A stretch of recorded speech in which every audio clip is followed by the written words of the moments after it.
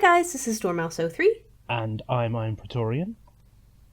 Welcome to another special episode of Ramblings of Mad People, where we discuss just one thing. Yeah.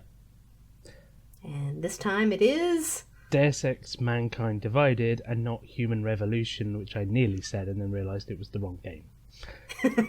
I keep saying Human Revolution too. But it's Mankind Divided. So... Yeah. Yeah. Right. So at this point, we've both basically done all of the main story stuff, got all the achievements. I've done the breach mode, and you haven't done all of the breach mode yet. Right, I've only done tier 1, and you have to do tier 2 and 3, and it's not fun, and so I haven't done it yet because I've had other things, but for the most part, we've both completed the game. We'll get to that point. So, I mean, I've played enough of it to be able to speak on it and my feelings about it. So, in any case, Deus Ex. So, this is a series I have played both of the newer ones, and I believe you have played those two as well, and neither of us have played the original. No. I didn't really play a ton of games on PC anyway. Mm-hmm. I think the ones I remember playing a lot of like RTS games, like Command and Conquer and Age of Empires and stuff, and never really got into role-playing games until I got a good console, and by that I mean an Xbox. But you know, yeah, same. I do have a copy of the original Deus Ex that I started playing like years ago. I think before Human Revolution came out, and then Human Revolution came out, and I just played that because, you know, it was older and didn't have a lot of time at the time, yada, yada, yada. So, I mean, it's one of those things where it's like the at some point I will go back and play you category. Yeah. So, but I hear it's a very good game. Yeah, I've heard the whole franchise is very good. Yeah, and Human Revolution and Mankind Divided are supposed to be prequels to the original Deus Ex. I didn't realise that. That's cool. And so we're not missing anything in terms of story other than, you know, knowing what will happen later. So yeah. Anyway, about actually Mankind Divided, what's the first thing that stands out to you? Abilities, I guess, for me. Mm-hmm. I enjoyed fully upgrading myself as far as I possibly could, and then using all the different abilities and seeing their limitations and how fun they were and what you could do to people with them, like sticking people to walls with the nano blade, which was fun, and then like electrocuting people, getting people to throw grenades at you, and then putting the Titan shield on so they couldn't kill you. It's quite fun. The cloak, as always, is great. Remote hacking was good. Definitely opened up a few more areas to be able to get through, especially on like the Foxiest of the Hounds, which is the no alarms run. Definitely helps having some of those abilities.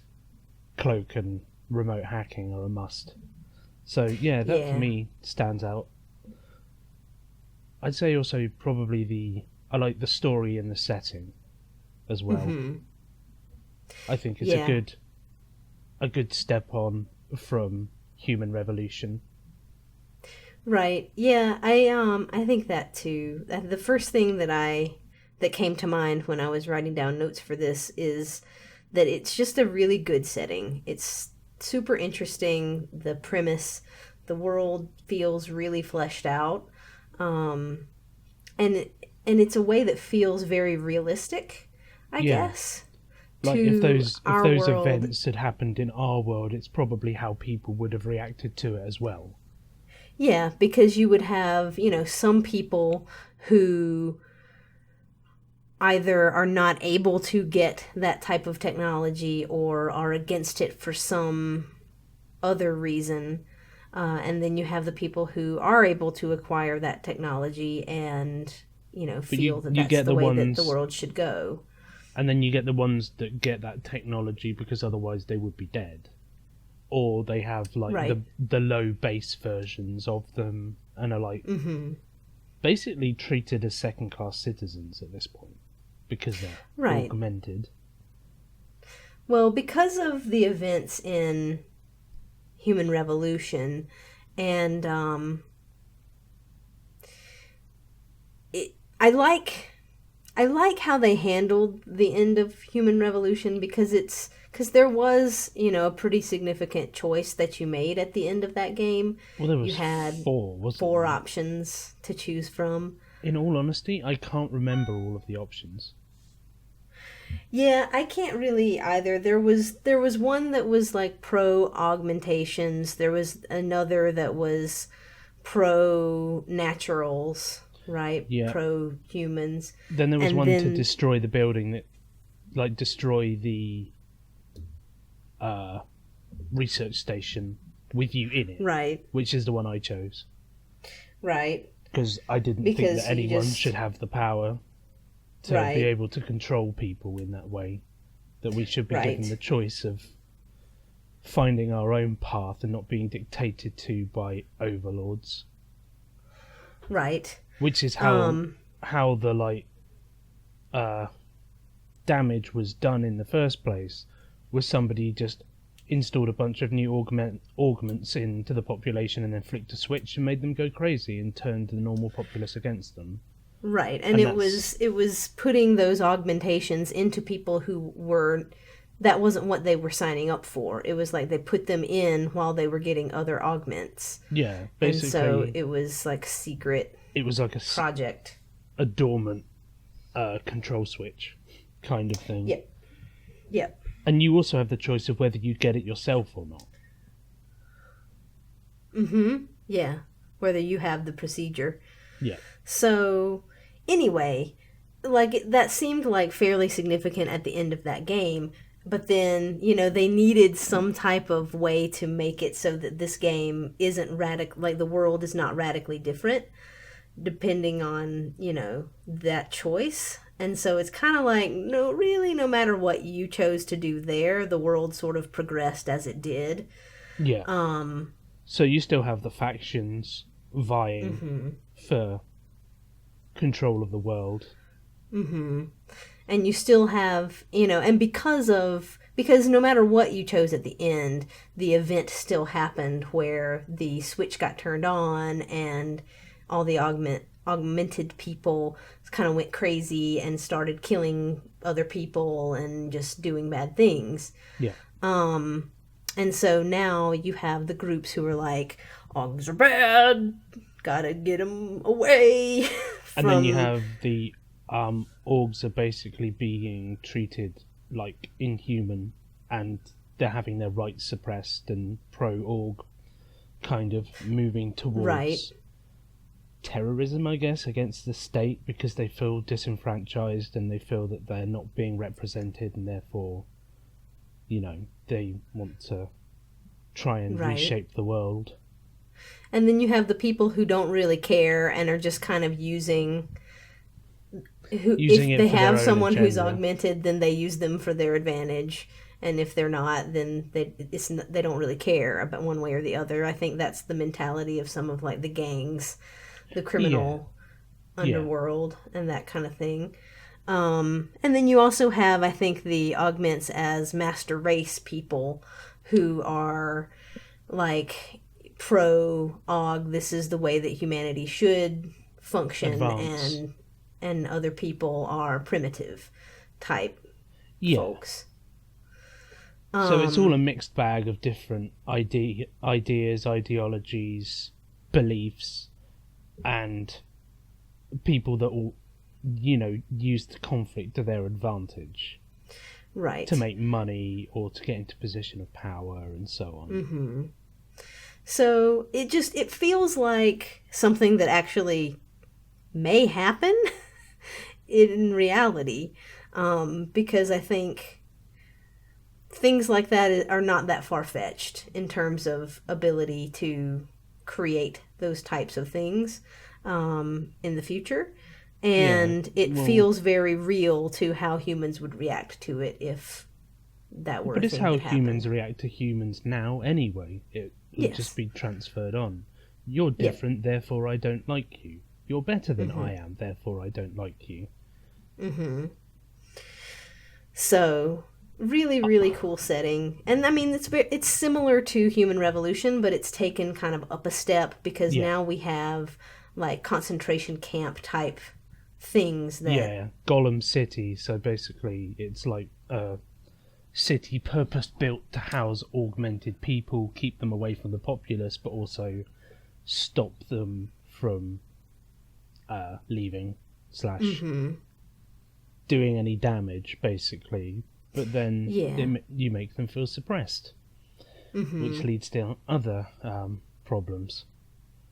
Yeah. Well, and they had that other place. Where was it going to be? In the Middle East, that they were calling the like augmented. Was it like a commune or something where it was going to be like out in the desert? I think it was Saudi Arabia or something like that, but I'm not sure.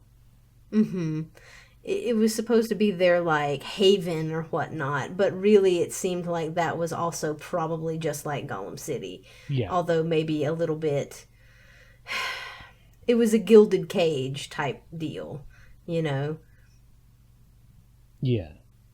And I mean, you're not sure. It's never explicitly stated that it's that, or not in anything that I found. No. But you get the feeling. You get the feeling that it will either be as bad as Gollum City or maybe somewhere in between normal life and Gollum City, but there will be rules and prices to pay for, you know, effectively living a fairly normal life, I guess. Yeah. So something else that I liked about the setting was that whenever you went into a different area, so the sort of ritzy area versus the slums, the Gollum City area. We haven't said that it's set in the Czech Republic. It's set in Prague now, right? Instead of, was it Chicago? Right. Before, I think, and no, I want to say Hanshan, but I think that's actually in Mass Effect. It's the one in China that I can't remember as well, because you end up going there as well in Human Revolution. But yeah, this one's set almost completely in Prague. Prague.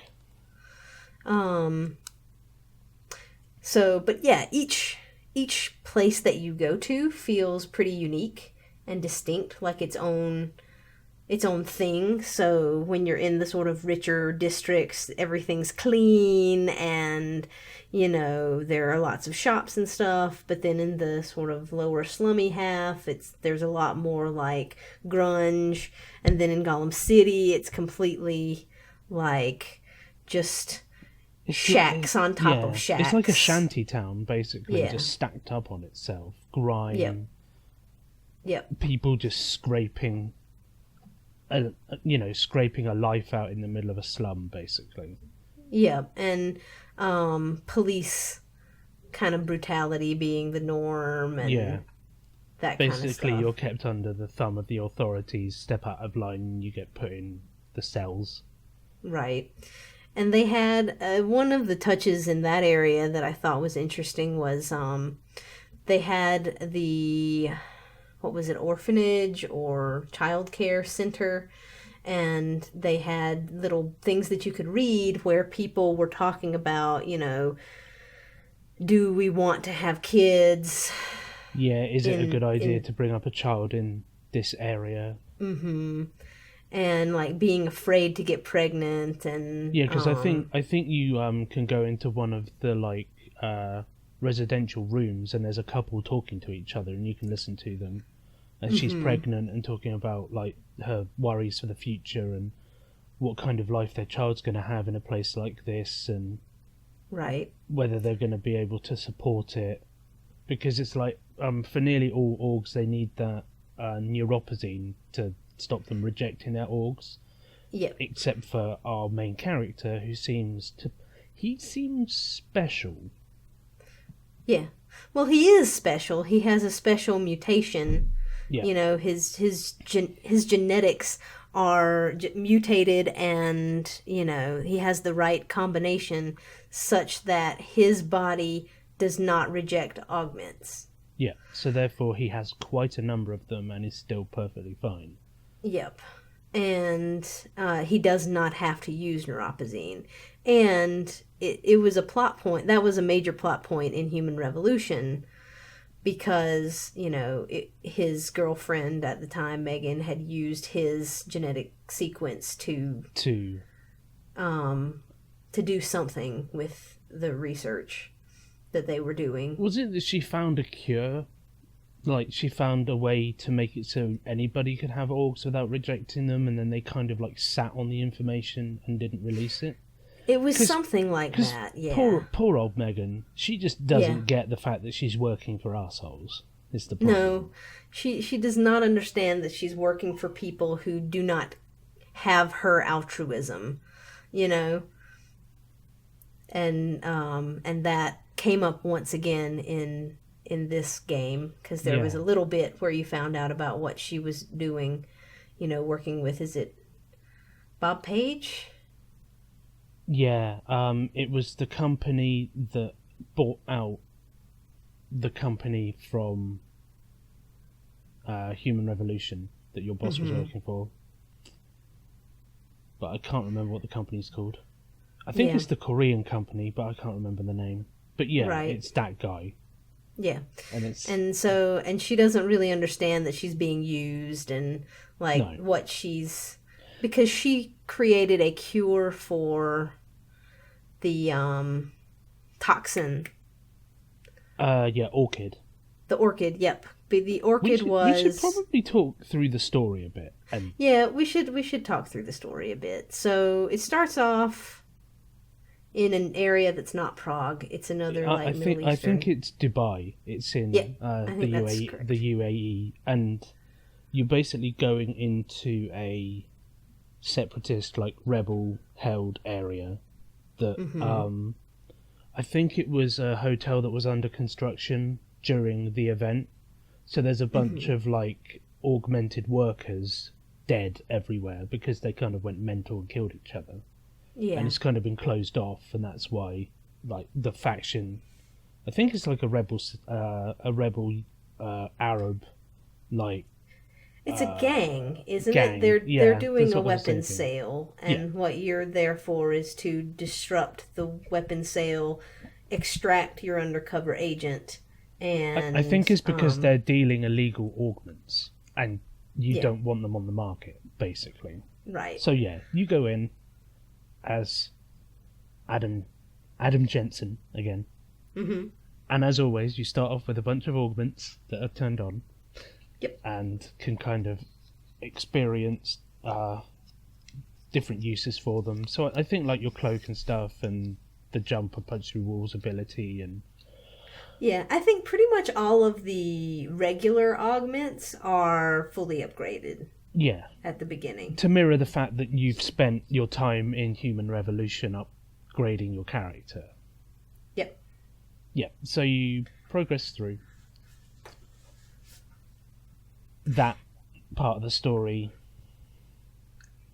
Mm-hmm. And you either extract the agent or you fail. To extract the agent. Extracting him. What happens is the people that are buying the augments are working for a pro-augment group. And wasn't it the people? I don't know that because they kill Shepard, the guy who I remember his name was Shepard because I thought it was funny because Mass Effect. They kill him, and the people who crash the meat. They kill him, and then shit goes haywire, and it's a pro-augment group. I don't know that they're part of the gang. No, I wasn't saying they were part of the gang. I'm saying that the people that are buying the augments are part of a pro-augment organization. The guys in the masks at the end that are buying the augments from the the gang. Mm-hmm. I thought that they just kind of crashed everything. I didn't think they were part did. of... Yeah, no, sorry. Yeah, the guy Yeah, I forgot about because they're the third party, not the second party. The second party was the guy who was buying it. Right, yeah. Yeah. So, anyway, there was a black market deal going on, and then these guys in their little masks and whatnot crash it. And attempt to take the augments. Yep, attempt to take the augments, and then you have to stop them from doing that. And in the process, you can either extract your agent or not, depending on what you do. And then it moves to Prague, where you kind of wake up after that, and your augments are going a little bit haywire.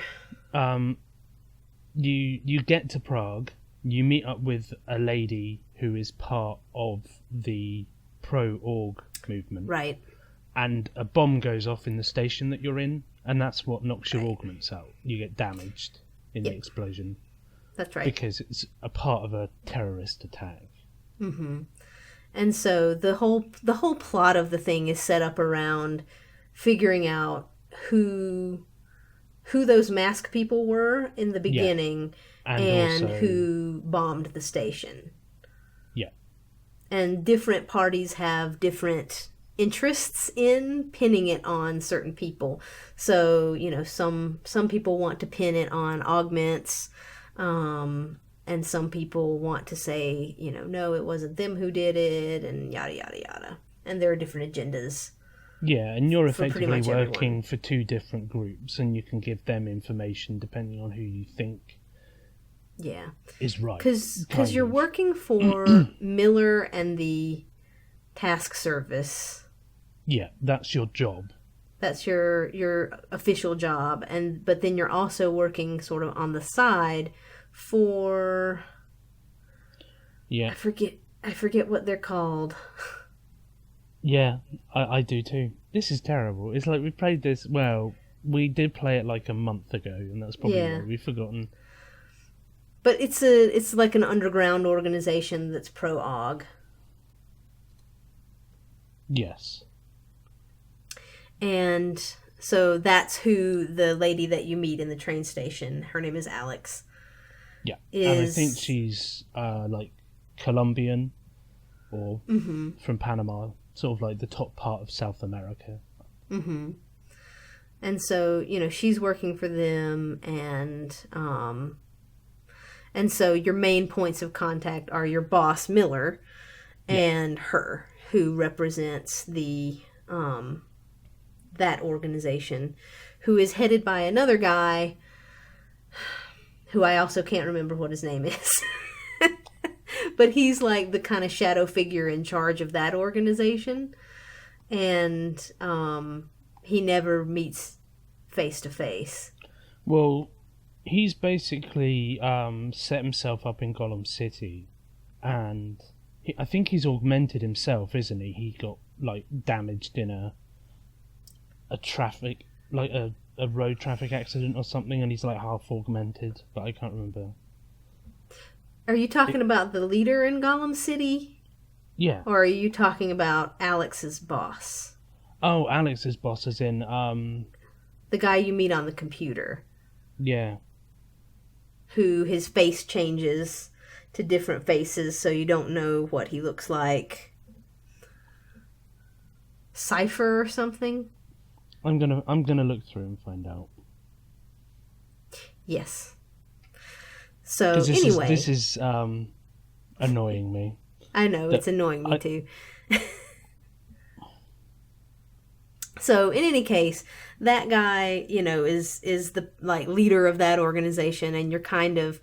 I do like Jensen's character in that he's very suspicious of everybody, and so it seems like he does trust Alex, but he doesn't necessarily. Janus. Janus? Yeah, Janus. That's right. I didn't find that. I just remembered it. Yep. Good job. Because I couldn't. I'm like, Cypher? No. Yeah, so it's like Jensen trusts Alex, I think, but he doesn't necessarily trust the organization that she works for, and he doesn't necessarily trust Janice. No. And I think he well, depending on your choices and whatnot, you can trust Miller or not trust Miller. Yeah, you can. Because you don't know whether he's working for the organization's goals or whether he's answering to somebody higher up. Right. And so I do like that because, I mean, it seems like, and the way that they set it up, you don't ever really know, like, well, a couple of them you do, but for the most part, you don't ever really know, like, where people's allegiances truly lie. Which is, I think, an interesting situation for you to get put in, because there's numerous points where it's like, you know, you can take the information to this person or that person. What? ARC, I think, it's the Augmented Rights Coalition is the organization. Is the organization, that's not the organization that she works for, though. That's the people in Gollum City. You sure they're not the same one?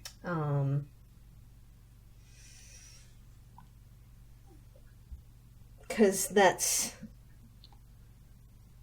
I think she's also with ARC, or she shares some of their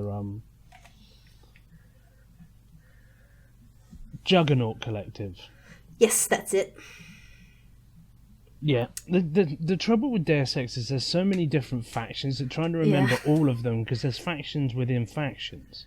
Yep, and they're just everywhere. So, but yeah, the Juggernaut Collective are the folks that Janice is the head of and Alex is a part of, and Jensen has just started working with. And then the Augmented Rights Coalition are the folks who are suspected for the bombing, and Juggernaut is effectively trying to find out, or attempting to exonerate them, basically. Yes, Juggernaut's attempting to exonerate them, and others are trying to incriminate them. Yeah. And basically Jensen just wants to know the truth. Correct. And uses effectively the resources from both sides to follow both leads. So to find out who the bomb maker is and who they're tied to, and also to find out who wants to steal augments. Mm-hmm. Well, and so as you go along, you know, you do missions for each side, and then sometimes you'll take information back to one or the other and, you know, keep it from one or the other or both. I think there's the option to not give anybody the information. I think you can keep it for yourself on some occasions. Yeah. Which is interesting. And then once you get a little bit farther along and you go into Gollum City and you meet with the ARC leadership there. Talus Rucker. Mm-hmm. He's the guy in charge, and he's the one that you were talking about was in the accident and then got augments as a result of that. So you basically talk to him and you can persuade him to come with you quietly. I've never not persuaded him, so I don't know what happens if you don't. I don't know whether you have to fight him or... Well, basically what happens is he gets poisoned and dies in the conversation anyway. Right. So I guess you just fail the persuade check and then he dies. Most likely. It turns out that he's been killed by a very virulent poison to organics called Orchid. So that's like the next part in the investigation, is to find out what Orchid is, who's made it. Right. And also who killed him. Going through Gollum City, you meet another fairly high-ranking ARC associate called Marchenko. Mm-hmm. This big Ukrainian. He's like the second in command or something. Yeah, and he basically like warns you off a little bit when you talk to him, and then can be seen getting men to shoot at you as you leave, because he at that point appears to be, you know, oh, you've just killed Rucker, I'm going to get rid of you. Right. whereas you didn't, and you also know that Rucker wasn't responsible for the attack. No. But he also suspects a faction within his organization. Yeah, within his own organization are responsible, and he has a little information that you can choose to give to one side or the other, or keep for yourself. Right. And I think the orchid, what it does is it causes your body to rapidly reject your augments. No, but it will also kill people that don't have augments. It destroys one amino acid or something, which means your body can't function. You effectively die. But that was why when he died, it was so sudden and violent, basically. Yes. Yeah. Because basically all of his augments start to just like come out of his body, and it's pretty graphic. And it's like basically when you get back, your boss is quite annoyed at you that the fact that Rucker's dead because he wanted you to bring him in, and is also trying to work out whether you're doing what you should be doing, which is, I think, trying to find the bomb maker and not following the people that were involved in the Dubai incident. When effectively you're following both. So I think you're suspected because you have augments, and so he isn't really sure if you are letting your own sympathies outweigh, your pursuit for the truth or whatnot. So that's kind of what Miller's whole deal is. And then you're not sure throughout the majority of the thing whether Miller is on the up and up or whether he's, working for... in the pocket of somebody else, basically. Of one of the corporations or, something. Yeah. So. And I think at this point you end up hacking into the communications network at the Task Force HQ to find out whether Miller's good or not. And it kind of turns out he's being manipulated. That he doesn't... The people that he's working for are basically asking him to do things that he doesn't want to do, but because they're his superiors, he's having to keep people in the dark and so on. And they're also... You basically go in as him and see a conversation that took place after he'd left the, the communication... meeting place, because it's like a virtual meeting room. It's a virtual meeting place, and it turns out that he isn't in on what's being... talked about after he leaves. Right, he's not part of the grand plan. He's just a pawn. He's a pawn, basically. So Miller's a good man, which is cool. Yeah. And then at this point also it starts to diverge a little bit more in terms of which leads you're going to follow. So if you're going to follow the task force leads or whether you're going to follow the leads of the Juggernaut collective. And it's also getting worse within Prague. So there's more police patrols, and the visible harassment of orgs is increasing. You can see people being detained. Yeah. And it's coming to a head, basically, between the authorities and the augmented civilians, effectively. Right. Within Prague. And then you basically get a lead to go to that Marchenko, the guy who you met in Golem City, is the leader of the faction that used the bomb or set off the bomb. So you get a lead that he is the... Well, you get the lead from 2 different missions, depending on which one you choose to go through. Mm-hmm. Yeah, so you can either go talk to the bomb maker... Yeah. Or do the heist mission, which... you're effectively raiding the secure vault of the pharmaceutical company that Megan works for before it's moved, because they're linked to the creation of the orchid poison.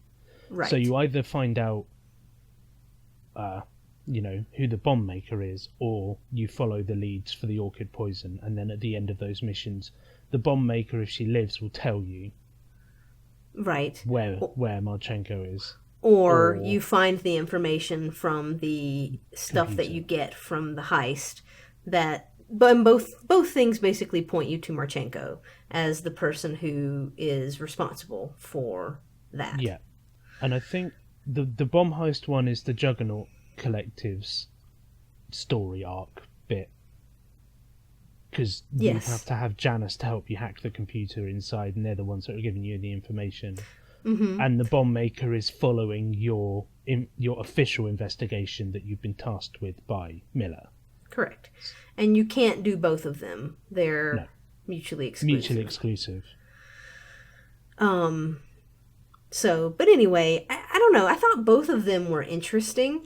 They were. I personally enjoyed the heist mission more just because I thought the mission itself was more fun. So did I. And I also hacked the other computers in the bank vault and got some information and stuff from that was cool, and found some blueprints on the floor, and I was like, what? They're building a space station? Because that's literally what it looked like. The information is literally just on a blueprint. And I was like, that looks like a mini citadel. Because it had like one of those torus rings that they use to simulate gravity in space. So that would be cool if in the next one, Jensen in space. I'm in space. Yeah. Well, I think the bigger picture is that there are a lot of or maybe not a lot, but several of these major companies that are all kind of vying for power and control over the populace. And so you have you get information about things that are happening, like, they make this poison and they also make the cure, but they're not going to VersaLife. VersaLife is the company that we were trying to think of. And so they're making the poison, they also have the cure, but they're not really manufacturing that. And you get the idea that they're doing things similarly to the way they did things in Human Revolution, where it's like, well, we're going to make this, and we're also going to make this so that we can then sell you this later once this becomes a problem, and that kind of stuff, which is typical corporate greed.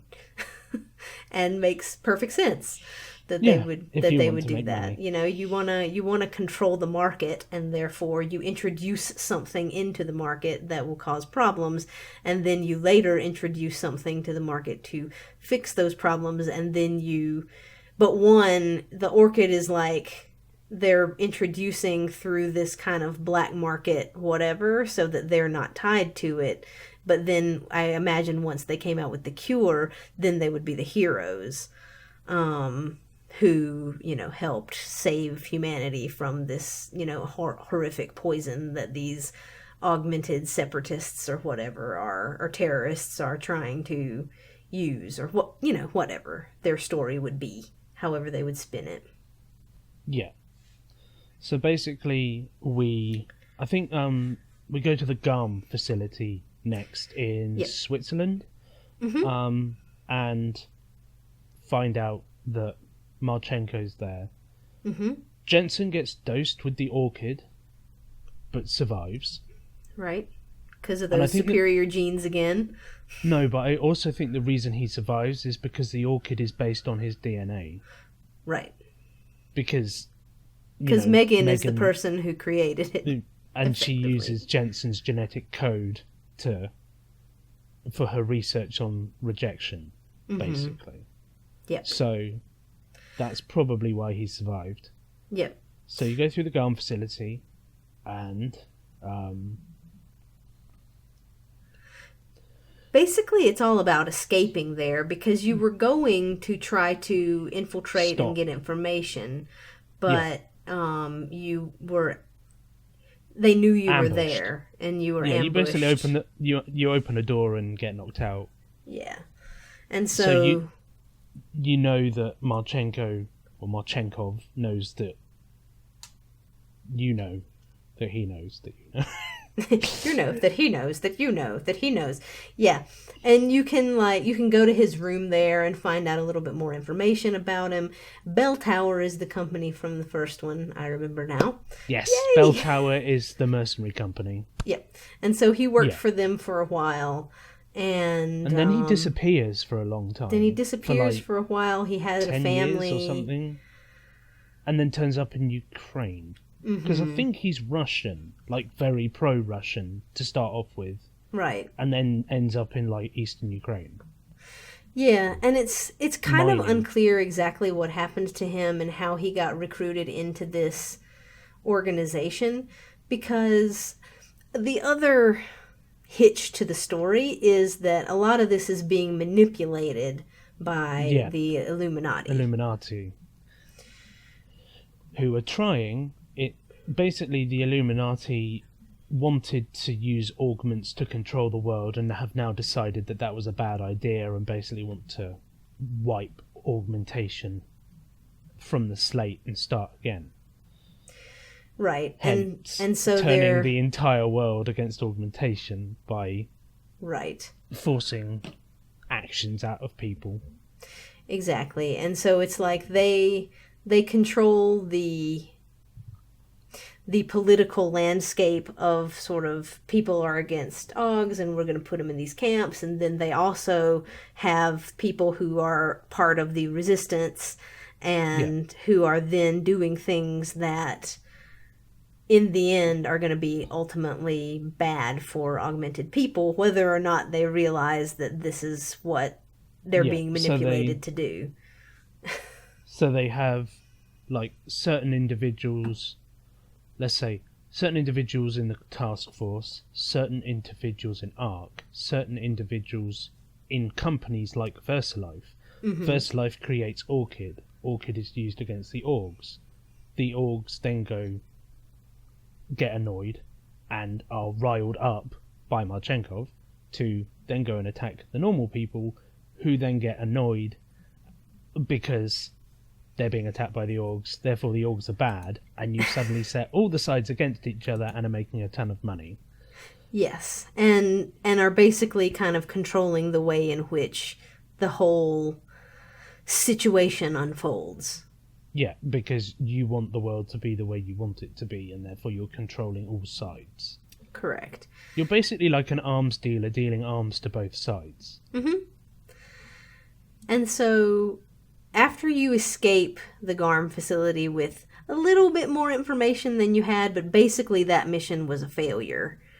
Other than to solidify the fact that Marchenkov has the Orchid and is the person who was behind the thing. And he also has bombs, because the bomb maker tells you that she made more bombs for him. More of her little babies.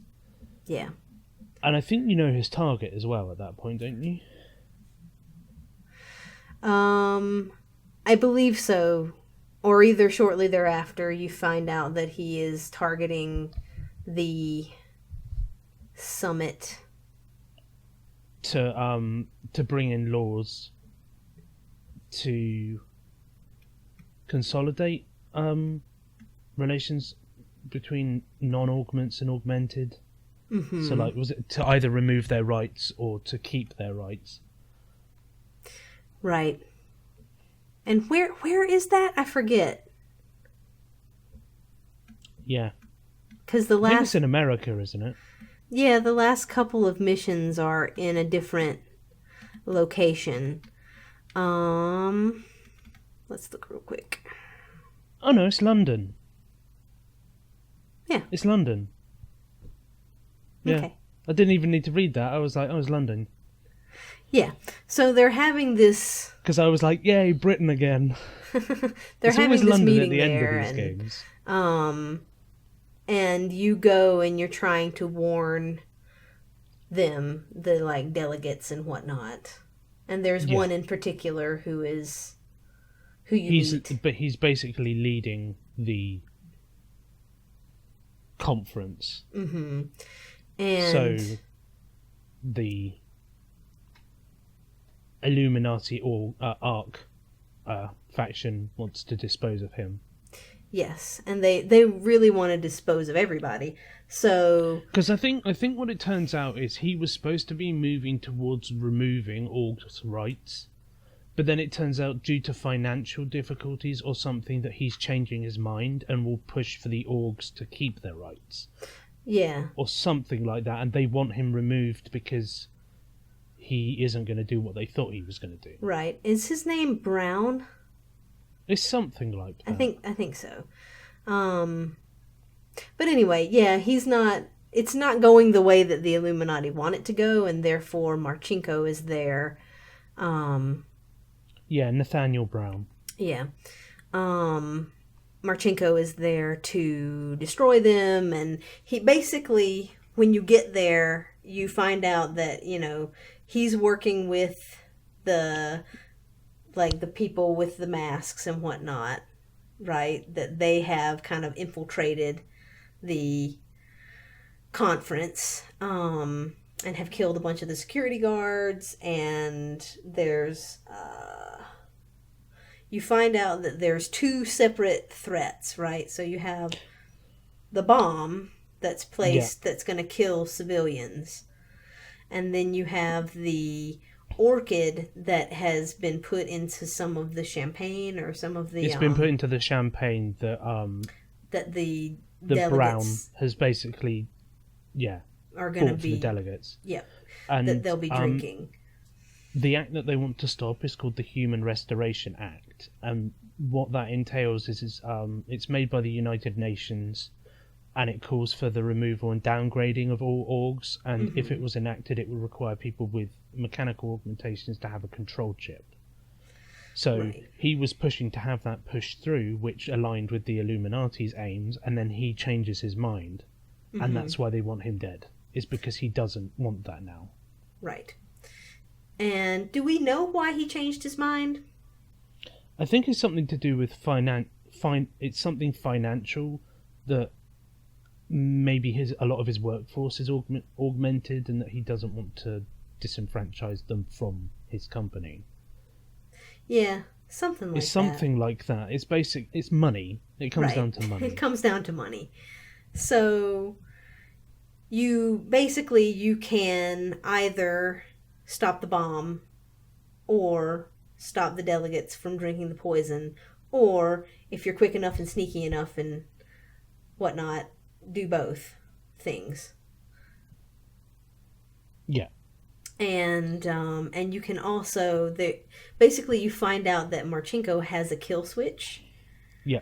And you can take him down that way, or you can have a boss fight, stun him basically. So I do like in this one that you don't have to kill anybody throughout the entire thing. So there's a possibility that you can just, stun him, knock him out, and take him in instead of killing him, or you can kill him. I think you used an EMP mine and I used an EMP grenade, and then you can run down and use the takedown function to knock him out. Yeah, because he has sort of that big armor stuff. Because I think he reveals some new weapon arm that looks like it's a normal hand, and then the hand falls off and it's like, oh my god, and then it's like, he has a cannon. Yeah, I will see your cannon and raise it an EMP grenade and my fist and my fists. Yeah, so it's cool, and I like the different abilities that you have to choose. Your ability to choose how you want to do certain things, I think is cool. Do you do full guns blazing, which means you have all the new offensive augmentations. So I think there was the quad Tesla fist that you can shock 4 people with in close proximity. You can use the nano blade that you can pin people to walls with, or you can shoot an explosive one at them if you charge it. Right.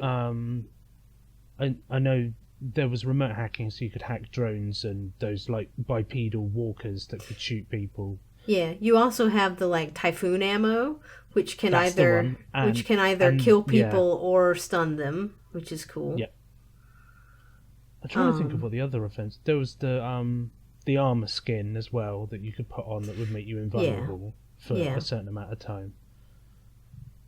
Because the trouble is, I played through it quite stealthily both times, so I did really. Too. Oh, there was the Peps gun that you could knock people over. It's like a force gun that you can knock people over with and bash them into walls. And the charge that you could dash into people and like shoulder charge them. Yeah. And knock them out. The Icarus dash. Icarus dash, that's the one. Yep. So yeah, there were lots of different ways in terms of abilities, but there were also like lots of different ways in terms of just like, so if you went and did talk to the bomb maker, she would give you a thing so that it would stop him from setting off the bomb. Yes. And then you could fight him, and either kill him or knock him out, or you could use the kill switch, or you could use neither of those things and just fight him. Yeah. You know, there were lots of different ways to do it. And then if you went and did the heist mission, you'd be able to pick up the antidote for Orchid, which means that you could save Miller, your boss, because Miller gets poisoned with it because he tries to stop them putting it in the wine. Mm-hmm. So you can give him the antidote and that saves his life, but that means that you can't use the block switch on Marchenkov, which either means you fight him or find the kill switch. Right. Exactly.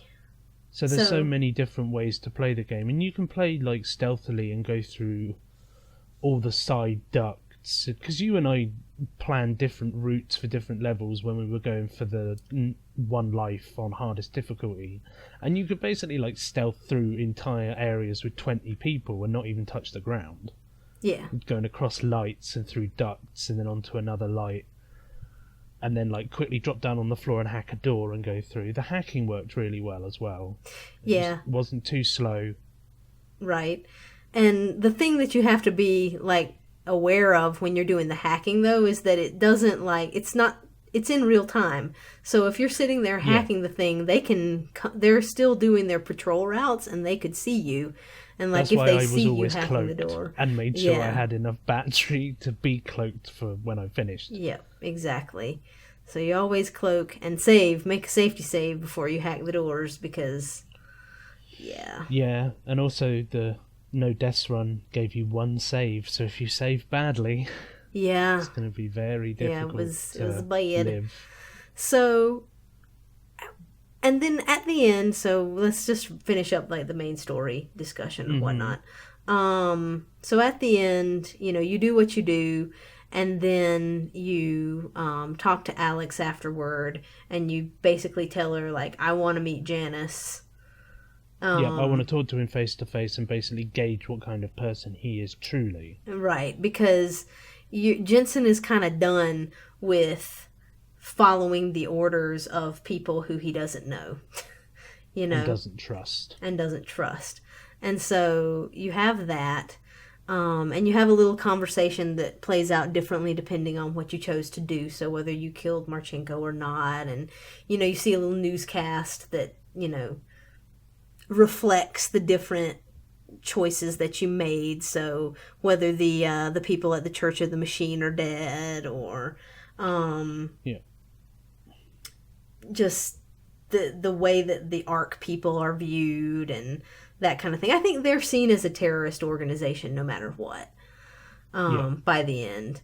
And so you have, that guy that was one of your contacts within the organization, if he's still alive, because it's possible that he's not, but if he's still alive, like he's talking to them and, you know, he's trying to say that it was only a wayward sect within ARC that was the terrorists and that everybody else is not, and the news is sort of painting him as a liar. Basically the news has spun it that everyone's going to think that ARC is a terrorist organization, whether they're guilty or not, or whether everyone's guilty or not. Right, exactly. And so that's kind of neat that you have that. And then just, I think it can have some of the other things in there based on side missions and stuff that you did. And then at the very end, you see a little, well, I guess this is even after the end. This is during the credits. You see another little cutscene. And it's a scene that we see, but Jensen doesn't. Exactly. This is a scene that Jensen doesn't know about, because there's a couple of times where you see the Illuminati meeting, but that's not something that Jensen is aware of. So at the end, you see a little scene with the Illuminati talking, and like talking about the repercussion, like the fallout of what happened, and it's revealed. I guess the big reveal there at the end is that the psychiatrist or psychologist who is working for the task force is actually an Illuminati like plant or whatnot. Yeah. Because basically, when you see the hollow table for the first time, she looks like an old woman. Right. And then the other, 5 people disappear out of the call, and the main leader of the Illuminati, who's an old guy, turns to talk to her, and her picture suddenly becomes your psychiatrist lady, and it's like, dun, dun, dun. Right, and he's asking her about Jensen and her opinion of him and how... It sounds like they want to turn him to the Illuminati's side, basically. Right. Or at least But they're also using him to find Janice as well. Yes. They're like, how close is he to finding Janice? And it's like, right. Very close. Yes. And then it ends. So hopefully we'll get a third game in the series, because I want to know where they're heading. Yep. And I'm not going to look up the original Deus Ex to find out the end game, because I want to find out myself. Yeah. Well, I mean, I think, and it's possible that their end game is slightly different from the original, or whatever. We don't know. Maybe, unless they're intending to make a new Deus Ex. Right, unless they're and that would be cool if eventually the end game is for them to kind of remake that game in a more modern engine. Which I think would be awesome. But, and then we can have a proper Deus Ex Machina and not a Mass Effect version that falls flat on its face. Right. So, overall, I mean, we spent a lot of time sort of talking about the different plot points and whatnot, which says that the story was interesting. The story was really cool. Yeah. It was like, you're in the dark as Jensen, because we're playing as Jensen, and it's like, who do you trust? And really, you can't trust anybody, because you don't know anybody's agenda. Yep. So it's like, Jensen, the warrior, on his own, and then you find out at the end that you're effectively being manipulated anyway. Right. Even though you don't realise it. It's like whatever you've done in the story doesn't really matter too much, because the events have happened, and now you're leading the Illuminati to Janice. Right. And so... But is that part of Jensen's plan? Is what I would like to know. Nah. I think Jensen is far not enough. He's not manipulative enough. Jensen's a weapon, really, that people seem to unleash on different problems. Yes. He's not a mastermind. He is Thancreus. Yeah. I mean, he's not stupid or anything, but he's not a mastermind power behind anything, or at least that's definitely not how he's portrayed. But he's good at solving problems with augmented fists and weapons. Oh, yeah. And stealth. Well, and intelligence, too. Like, I mean, I think he's not a dummy. He figures things out and sort of has the read on people. He's not like a professor, but then he's not like Megan, who's a professor that has no common sense, it seems. Right. She's like extremely intelligent and then still working for the bad guys and can't see it. I mean, I think that he's just a really good detective, because that's what he was. Because he was a policeman. he was a detective, squished. And so he's a good detective, good officer, and a good operative, and a good operative in the field. But that's why they wanted him for the task force, even though exactly, and because he has his hand in so many different, organizations. He's a good person for the Illuminati to use.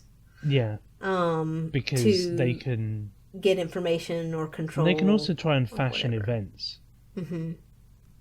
But I wonder if the whole orchid/explosives stuff was never meant to be a terrorist attack. It's just to get Jensen into the position to be able to meet Janice. And that is also quite possible. That they don't... It's like the whole of this game has basically been the Illuminati trying to get to Janice, and they've been going through Jensen to do it. Right. And they may not even, or at least some of them may not even care about the Human Restoration Act and all that kind of stuff. What they may want to do is take out Janice, who could be a rival to them. Yeah, they think Janice may want control of the planet as well. In their mind. Well, and I think for them, anybody who they don't know is a threat to them. So they don't know who Janice is, they don't know where he is, they don't know what his goals are, and XYZ, and therefore he is a threat to their ability to manipulate and control the world. I wonder if Janice is going to turn out to be another AI. Right. Because he doesn't show his face. Or I wonder if he is a member of the Illuminati. Or a member of one of those organizations, you know. Or he was a member of the Illuminati who has his own agenda and broke from the faction. Right. And that's why he's vying for power with them. Yeah. But, like, moving on from the main story, the side quests were interesting as well. Mm-hmm. Because it had, I think it was somewhere between, around 10? Something like that. Because some of them, like, fed off each other. Mm-hmm. So, there's, like, the new augmentations that you get will overclock your computer in Jensen's body and basically make you have glitches and errors and not work properly unless you go and see your friend, right, mechanic guy. Or unless you disable some of your augments. Yeah, I was going to say that. Or you disable certain augments so you can't use them all at the same time. Right. And then there was another one, which I quite liked, is that Jensen basically becomes detective again. Uh-huh. At like a murder crime scene. But it's against an augmented lady, but she's had her augments removed. Yeah. And it looks like it's like a serial killer from the past who's been dead for like 30 years. Yeah. And they're like, why has this suddenly become resurgent again? And the detective that's running the case thinks it's the husband. And he's like, we're going to pin the blame on the husband. And then you effectively find results that prove that it can't be him because he has no fingerprints. And there's fingerprints in the bruises on her neck. Right. And then there's another guy that she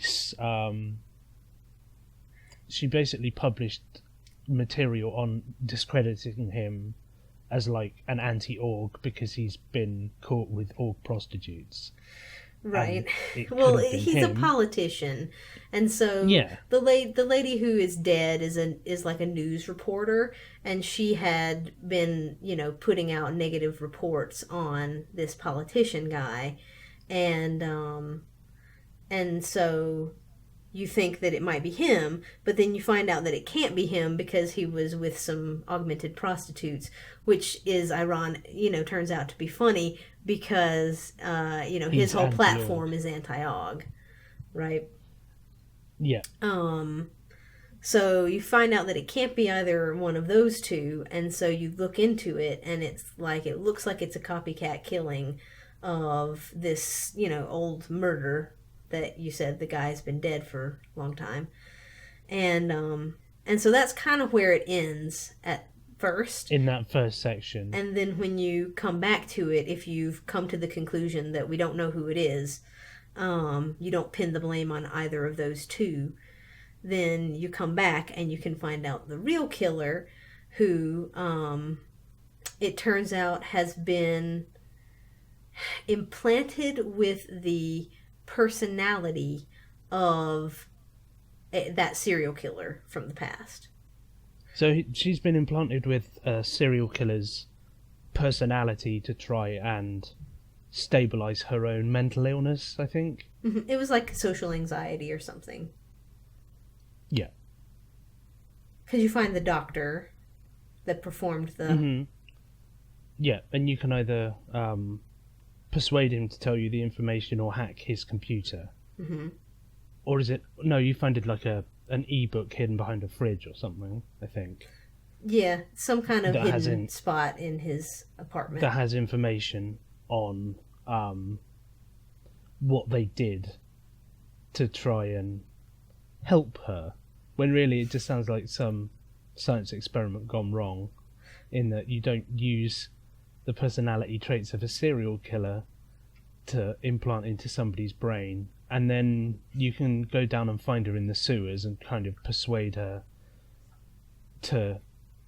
Well, you find out the key code that can turn off that part of her brain, basically, the augmented part, and persuade her to hand herself into the police and try and get help. Or I think she kills herself if you don't.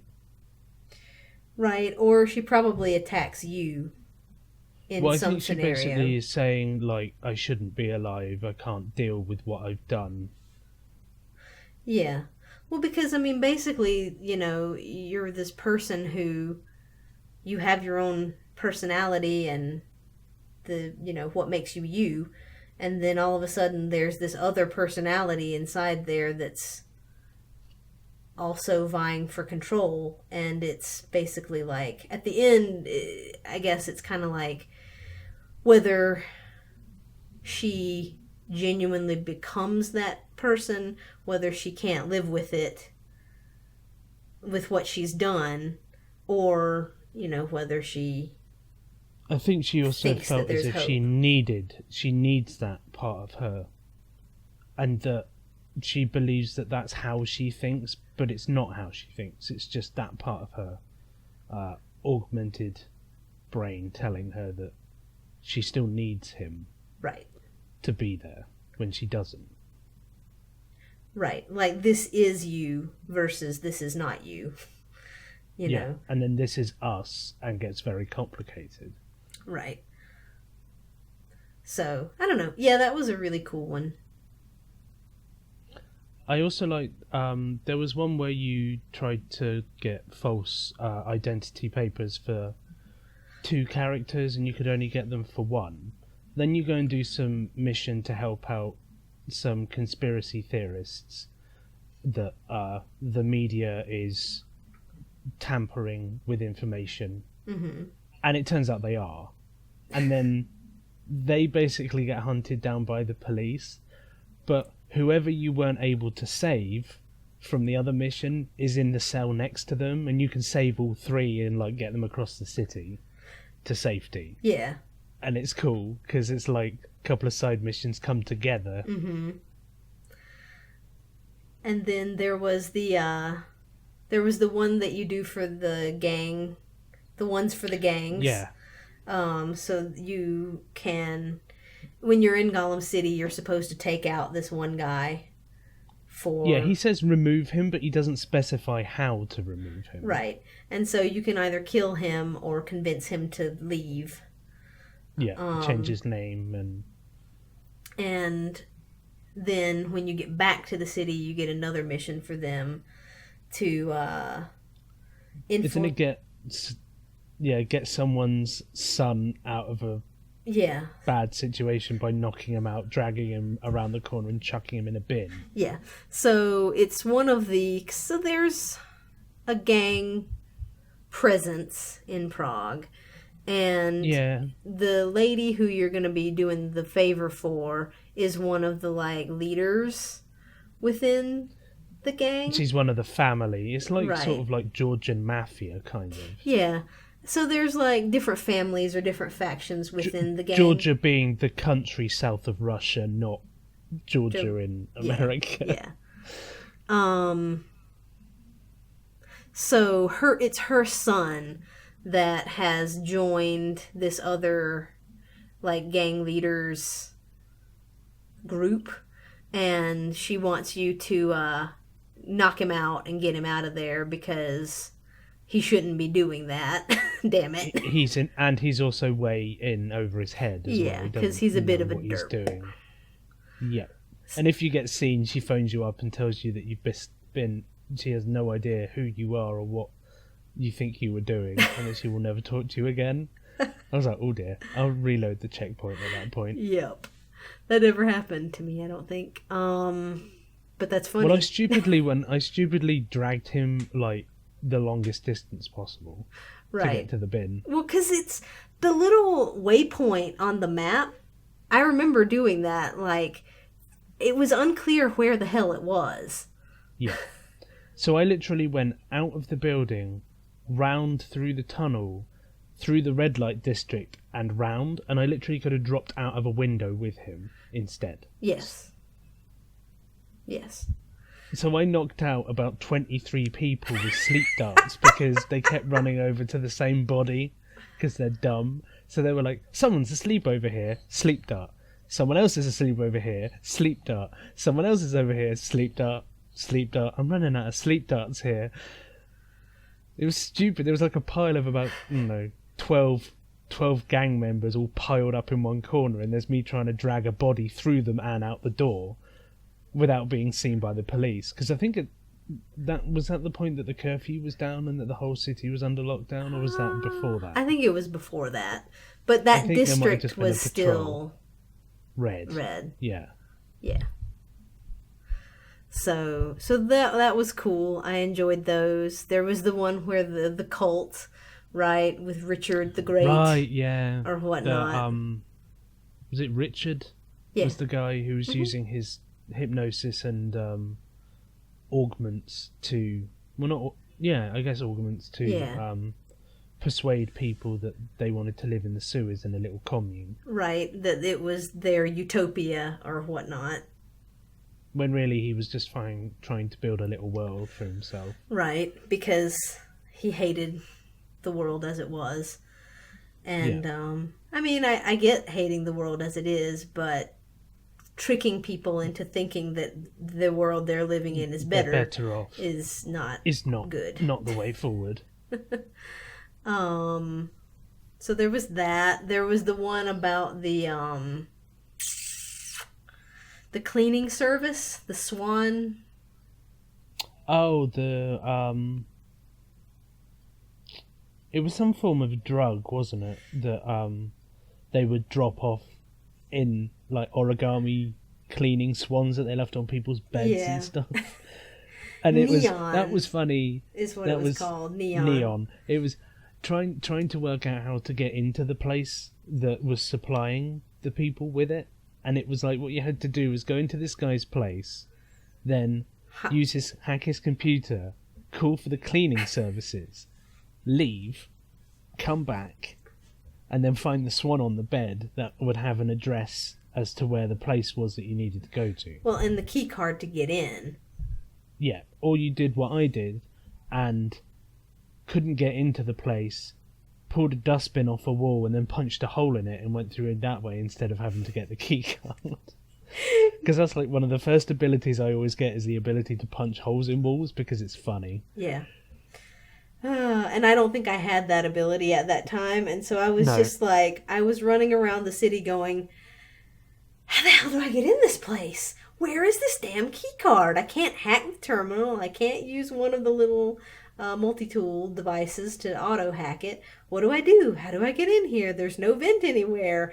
And what happened was, like, you needed to leave the area through the subway and come back. Yeah, you need to leave before it the district reloaded and the building or whatnot. Yeah. Super. And then you go down into the sewer system to the like processing area and persuade the lady, or can persuade the lady to stop making it. Yeah. Or you can persuade her to make it in a different form to help people or something. I can't quite remember if that was correct. Well, you can... Because you persuade her to turn the machine off, I guess. So, yeah, she stops making it. Right. Yeah. I thought it was funny, that persuasion, because it's like, well, I could just shoot all these containers. What would happen then? And she's like, no, God, don't do that. You're crazy. And I'm like, well, I'm going to shoot it, And she's like, okay. Crazy person. Yeah, I think I'm in a slightly different route with that, but your version sounds funnier. It was funny. But... And then there was all those ebooks that you could find scattered around, and some of those had some really interesting, like, extra points at the world at large about events that had happened in between Human Revolution and Mankind Divided. So they were actually interesting to go and find rather than, oh, you found a collectible that has no relevance to anything. Right. Yeah, I thought that all of the, like, collectibles and things that you could pick up were really cool. Like the little pocket secretaries and then computers you could hack and just get additional information and stuff was neat. And it was also cool that, like, none of that was necessary for the game, but just provided some extra flavor if you were so inclined to want to look at exactly. it. Yeah, and so, like, the guy, the smiley person, like, was writing a book where he was, like, the main character or whatnot, and then it had this psychologist was, like, attracted to him, or some crap. Yeah. It was pretty amusing. And just different stuff like that, which was cool. Anything else that you wanted to talk about in terms of the, like, story and that kind of stuff? I think we've covered it all. I think so, too. Like, the main story was interesting. The side quests were all really cool, I thought. It had a lot of tidbits of lore, which was neat. And I think it set it up really well for the next game. So... Yeah. I would put this in the category of, like, Rise of the Tomb Raider, where they do a sequel well that makes you want to see what's going to happen next. Yeah, definitely. It all worked really well in that way. What about mechanics-wise? I think we've talked a lot about that. We've talked a lot about the augments. Yeah. The general mechanics, like the jump and the shooting mechanics and like the terrain, like being able to go through vents and stuff, and giving you different pathways depending on whether you want to shoot people or not, and like giving you lethal and non-lethal options and stuff. I thought the mechanics worked fine. I thought the non-lethal augments worked really well on the playthroughs where you didn't want to kill anyone or raise any alarms. So you have the cloak, being able to punch holes through walls, being able to jump higher so that you could get through certain ventilation systems. And like the versatility of different items, so you could have like gas grenades and smoke grenades and EMP grenades and frag grenades. So it gave you the versatility to be able to play the way you wanted to play. Right. So you want to go in all guns blazing and throw grenades, that's fine. If you want to sneak around and poison people, that's fine. If you want to knock people out, great. If you want to trank people, if you don't want to knock anybody out and want to sneak past everybody, right. Play the game the way you want to play it and enjoy yourself. Go straight down the middle of that room cloaked and be like, shh, no one can see me. And pop a few power cells while you're doing it. So it's just like you just insta-cloak the entire time. Yeah. Which is what we did for the heist mission in the room with all the lasers. It's like, there's 27 lasers and 5 cameras. How are we going to get through that? Oh, cloak. Okay, I'm done. Oh, look, a vault. That was cool. It just... I think the only thing for me was trying to get some of those weapon... or augment-specific achievements and it not really counting was maybe one mechanic that didn't work so well. Yeah. And it seemed to me like it was the achievement system that was failing there and not necessarily the mechanics not working. The mechanics worked fine, but the description for the achievement should say hostile enemy, so it means the enemy needs to be red on your minimap for it to count as a kill. Yeah. Which other was irritating. Other than that, all the achievements worked fine. The one that we were worried about was to make it through with 1 life on the hardest difficulty. Right. But you stealth the entire game and get as many easy to get praxic kits to be able to get the augments you need. And I think I only ran it with like 5 or 6 augments. The jump one, the wall punch, the cloak. I think the like better power cells. Yeah. So that, you know, you wouldn't need to use so many of them. Yep. And you did like all of them in one go. The 1 life. Yeah. I did. I did the no alarms. 1 life, never getting spotted, and not killing anybody all at once. And I think that actually works pretty well, because if you're wanting to not die, the best thing to do is to never get seen. And so... Pretty much. Yeah, it worked out. It did seem weird at the GARM facility, though, that if you talk to Miller, it would auto set off one alarm. Yeah. Yeah, if you talk to the other lady, that I keep forgetting her name. Alex. It was fine. Yeah, I still couldn't work out. Maybe it's was because... it because your pilot's flying too low around the facility or something? I don't know. Like he's actively searching for you? I think it may also have been something to do with the security of the communications. Like, maybe you... Yeah, that's true. Maybe since... Miller's has been hacked. Or his is not as secure. It's not as secure a line as the one that's run by Janus Super Hacker. That's intelligent. Or whatever. And I still could never work out what the point in that drill was. Like, you get an achievement for use the drill to create a shortcut, and I can never find a way to get into the shortcut tunnel to be able to bypass all the enemies. Yeah. So I was like, I don't know. Didn't do anything. Because I think you and I both ended up crawling through an electric conduit pipe. Yeah, we did. And turning the shock off, and then getting shot very slightly on hard and being like, I'll take some health. Just to be on the safe side. I think that was the only place that I took damage the entire time. Yeah, same.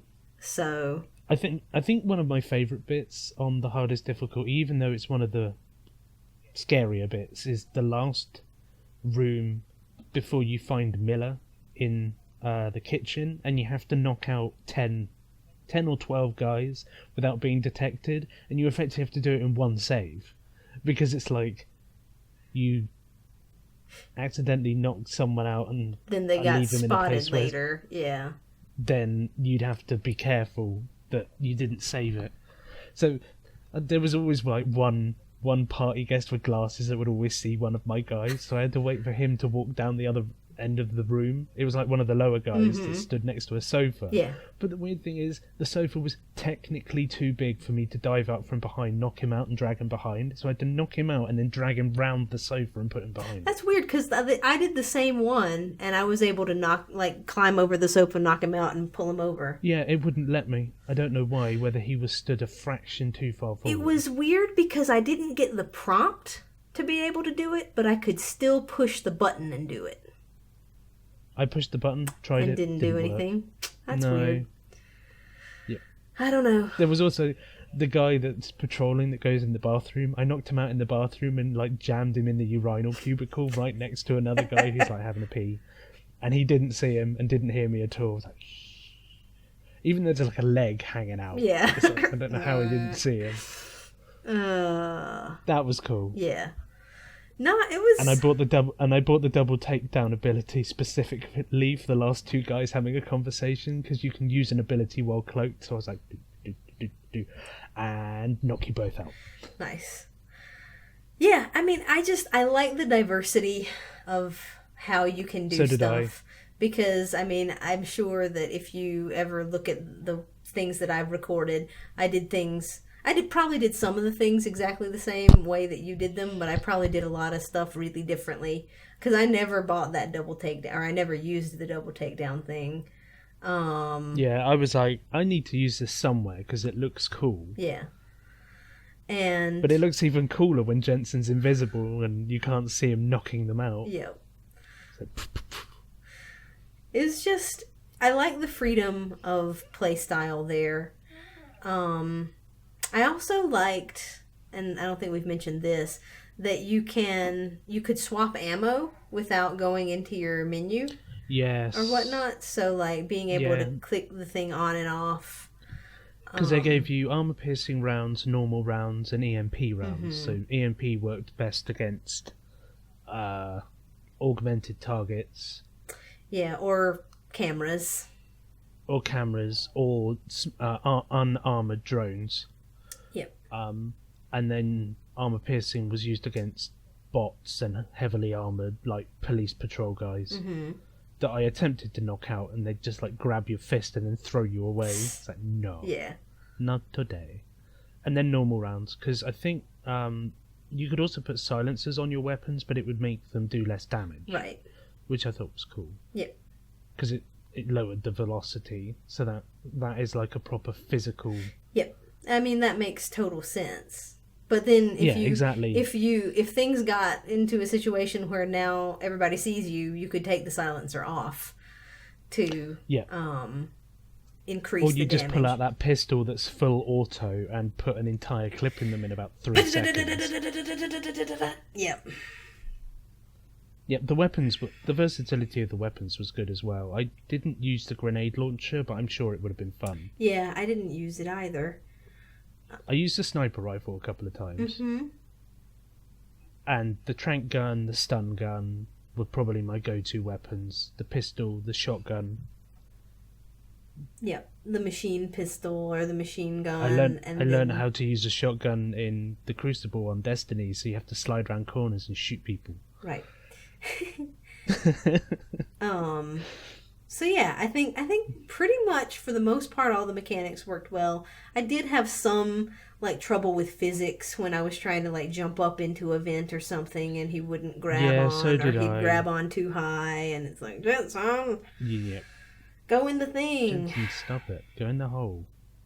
But yeah, I had a couple minor. of problems. Yeah, minor jump technical difficulties. But that's about it. Yeah. For the positives. Yeah, and so the only real negative that I have for the main game is the load times in between areas were quite lengthy.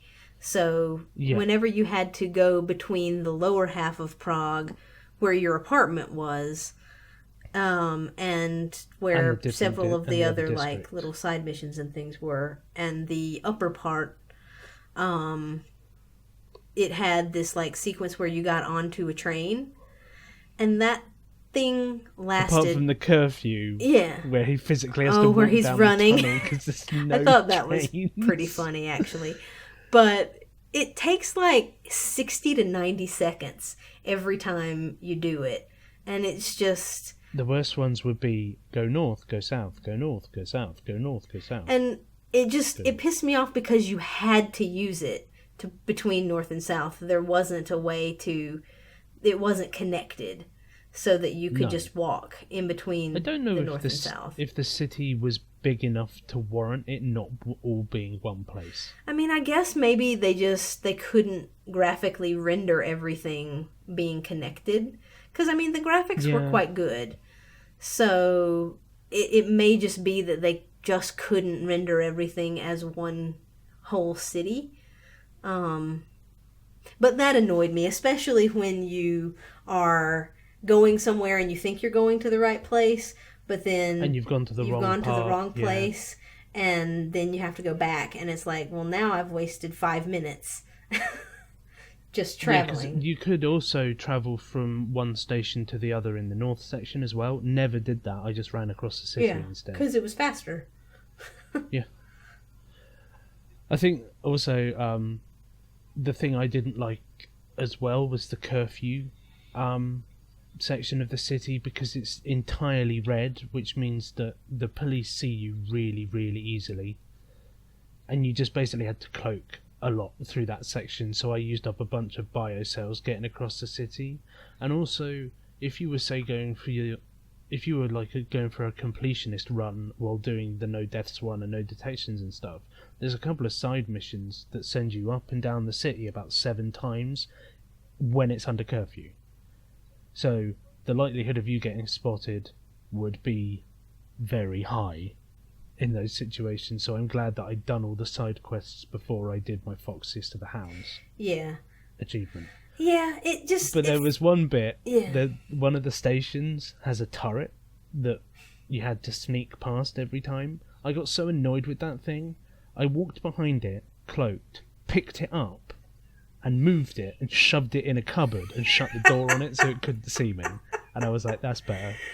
So I didn't have to walk. I didn't have to stealth past it every time I went in and out of that station. And I went in and out of that station another 4 times after that. And I was like, yeah, I'm vindicated on throwing you in a cupboard, you stupid thing. That's hilarious. You could hear it going, still scanning a cupboard. It's like, is anything moving in this cupboard? There's no one here. Stay in there. Everything is safe in my area. Stupid. Stupid camera. That's funny. I had no idea you could even do that, but that's great. Yeah. Yeah. I think also we forgot to mention Mr. Pengy. Oh yeah, Mr. Pingy. That was cool. Just there was a penguin in Gollum City that you found near the beginning that you had to carry into the like middle area, I guess it was. Yeah, and it's like in a room filled with other penguins, but Yeah. he's the only one with a crown, Yeah, so you have like- to put him on his throne. he's the king. And you get a practice kit. The King Pingy. And you doing your playthrough, it was, come on, Mr. Come on, Pengy. Mr. Pingy. I liked That him. was so fun. I liked Yeah, him. and I was like, when I was carrying him around, so I didn't lose him, I put him straight next to the lift by the guy and was like, you look after that guy, Mr. Penguin, I'll be back for you. Yeah. I don't know. Going back to the like curfew thing, it didn't really bother me, but I think I agree with you, there was too much of the side quest stuff that was during that section. You know, Yeah. and especially the So ones it's- where like you had to go back and forth between different areas of the city, so you would have to take those stupid subways. Yeah. And so you'd be in this area, then you have to go back to that area, and then you have to go back to this area. And then they put a it's turret like- in the station Jesus that can see Christ. you, so you have to cloak in those areas so it doesn't shoot you. Well, and there's always police like right outside the subway tunnels. That as well. Yep. And lasers. Yeah, and so it feels like pacing wise they wanted to spread out the side missions so that there weren't all clustered in the beginning. And I get that, but I think it would have been a better choice to just maybe do like half and half in the two sections where it was Or not. maybe have one Yeah. in the final section that was in one location. Yeah. And not have you moving back and forth all over the city. But Yeah. I don't know. Agreed. But other than that, I didn't mind it too much because there wasn't a whole lot Yeah. new. If that's one of our major problems with the main game, then I think the game is really good Pretty and good. fine. However, However, there was an inclusion in the game that you and I detest. Mhm. And it's called Breach Mode. And it's a challenge mode. And it's terrible. And boring. Other than some of the... I want to call it Darknet, but I'm not sure if that's the right I think name. that's right. Yep. It's but like the Darknet files that give you information on different people's stories,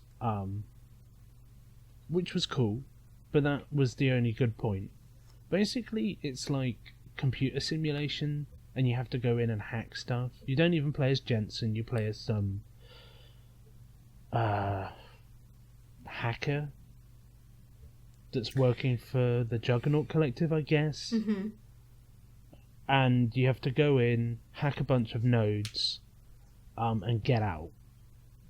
But they get progressively harder because there's like enemies and security cameras, and the levels get bigger, and the enemies get harder. And then they decide to add in a mechanic that makes it so that each time you complete a level a certain way, it increases the difficulty of the next one. So I, at the end of like Network Sequence 3, had plus 7% difficulty, which is pretty high on on enemy shields, enemy damage, and enemy detection. So it made the last bits unbearably annoying because people would see me, they'd damage me really quickly, I'd have to restart or revive, and then you run out of points to be able to revive yourself, and it just did my head in. I got it done, but it's not an enjoyable experience, and it felt like it was tacked on solely to make money. Oh, it Because there's definitely microtransactions. was. It definitely Yeah. was tacked on It solely to make doesn't money. add anything to the game for me. It doesn't add anything to the universe other than a couple of Darknet files. But to be able to do the Darknet files, you have to play through every network. And there's like 20 or 30 levels per network. And then they made it so that there isn't just a 1, 2, 3. There's a 0, 1, 2A, 2B, 3. So there's like I don't know, 30, 35 levels in Tier 2. It's just too many. It's just too many. And it's not fun. I mean... So I'm having a mini tirade about Breach Mode. So if you want to add anything... No, I mean, that's fine. And because you've completed it and I haven't. But I've played through Tier 1 and the Darknet file.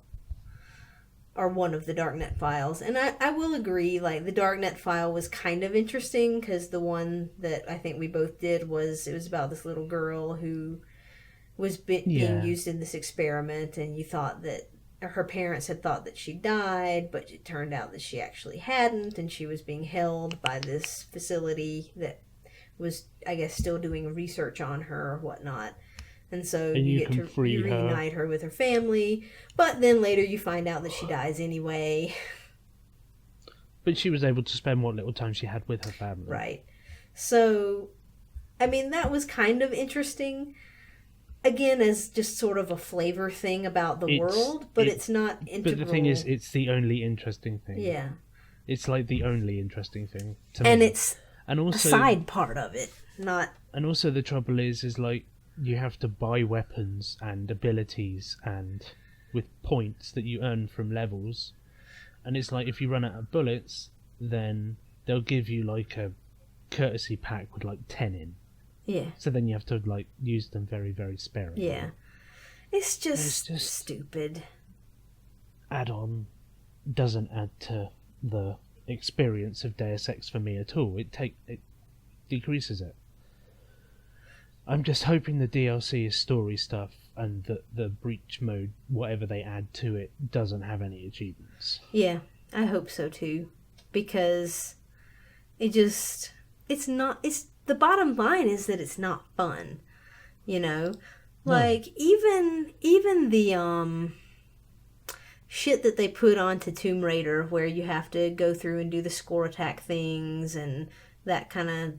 You're playing through the levels and whatever. Stuff was fine. It was fine for me because it was the game. You know, it was the same game that I enjoyed playing, just with this element of like changing up the modifiers on enemies and on your own upgrades and whatnot.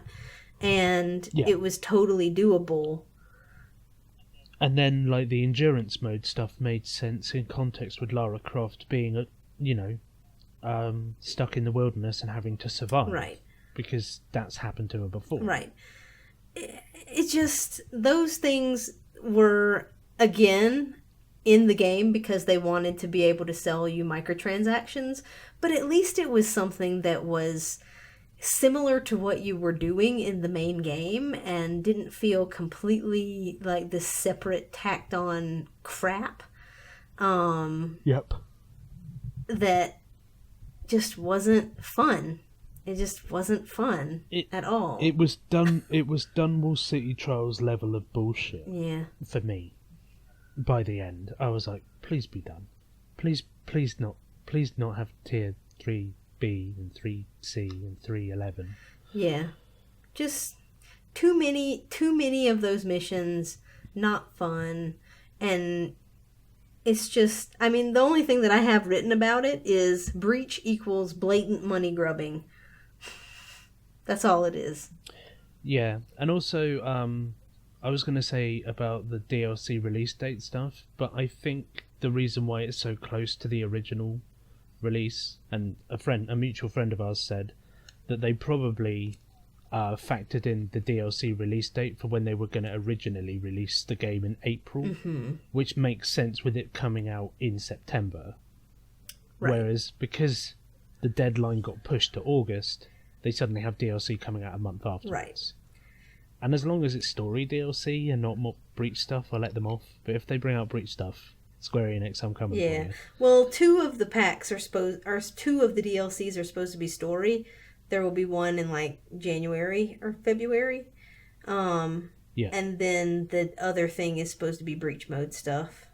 So, but whether that's more Breach mode maps or whether they're giving you more abilities, I don't know.